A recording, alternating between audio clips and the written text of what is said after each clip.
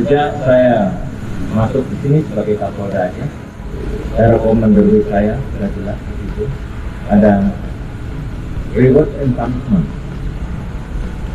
Jadi ketika orang bersalah, saya akan lakukan tindakan. Tapi ketika benar, prestasi, saya akan berikan penghargaan. Dan sudah kita buktikan, penindakan sudah, penghargaan sudah, dan ini akan terus berjalan.